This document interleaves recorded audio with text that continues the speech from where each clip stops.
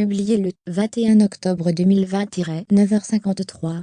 Modifié le 21 octobre 2020-9h55. Tout au long de son mandat, le président américain, Donald Trump, n'a pas épargné ses homologues en n'hésitant pas à les critiquer ou à les féliciter par le biais de déclarations polémiques. Retour sur quelques-uns de ses propos les plus remarqués et commentés. À coups de tweets ou de sorties tonitruantes, les propos de Donald Trump ont provoqué de nombreuses polémiques depuis le début de son mandat.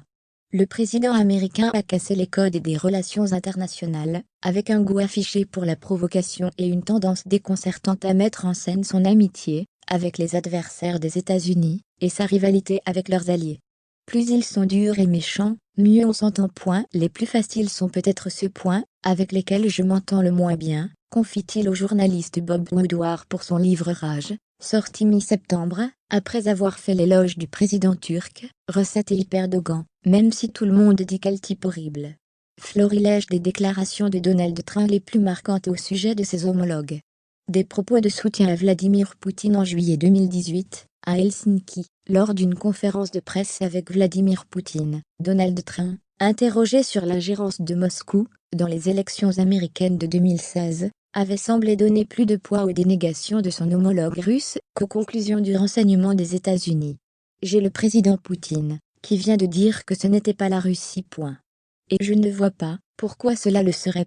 Le président conteste avec force, avait affirmé Donald Trump. Plus grand que à relire. Face au tollé qui secoue la classe politique, y compris dans son camp républicain, il dira s'être mal exprimé. Kim Jong-un, le feu et la colère de Donald Trump. Si la Corée du Nord continue de menacer Washington, elle se heurtera au feu et à la colère d'une ampleur que le monde n'a jamais vue, avait prévenu Donald Trump en août 2017. Sur ce dossier, le milliardaire républicain montrera comme jamais sa capacité à passer d'un excès à l'autre.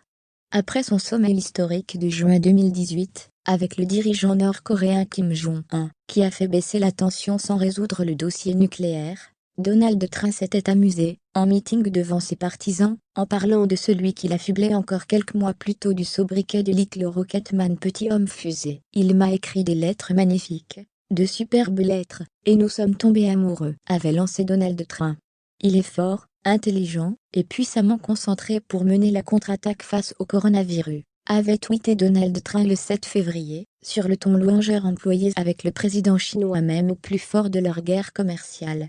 C'est l'incompétence de la Chine, et rien d'autre, qui a provoqué cette tuerie de masse mondiale, a-t-il lancé 3 mois plus tard, toujours au sujet de la pandémie, lui qui refuse désormais tout contact avec son ancien ami Xi Jinping. Viktor Orban, un homme dur, mais respecté. C'est un homme dur, mais c'est un homme respecté. Partout en Europe, avait affirmé le numéro 1 américain en accueillant, en mai 2019, le premier ministre hongrois, Viktor Orban, qui agace pourtant les dirigeants européens pour sa critique des démocraties libérales. Plus grand que à lire aussi, le coronavirus fait-il les affaires des populistes ? Angela Merkel critiquait sur sa politique migratoire le 16 janvier 2017. Avant même de prendre ses fonctions, le président élu avait critiqué, avec une virulence inédite, la chancelière allemande, Angela Merkel. Je pense qu'elle a fait une erreur catastrophique, et que c'était de prendre tous ces migrants illégaux, avait ainsi commenté Donald Trump. Quand Donald Trump dénonçait la stupidité de Macron, le problème est qu'Emmanuel Macron souffre d'une très faible cote de popularité en France, 26%, et un taux de chômage à près de 10%, avait raillé le locataire de la Maison-Blanche en novembre 2018, alors que son homologue français est confronté au mouvement protestataire des Gilets jaunes.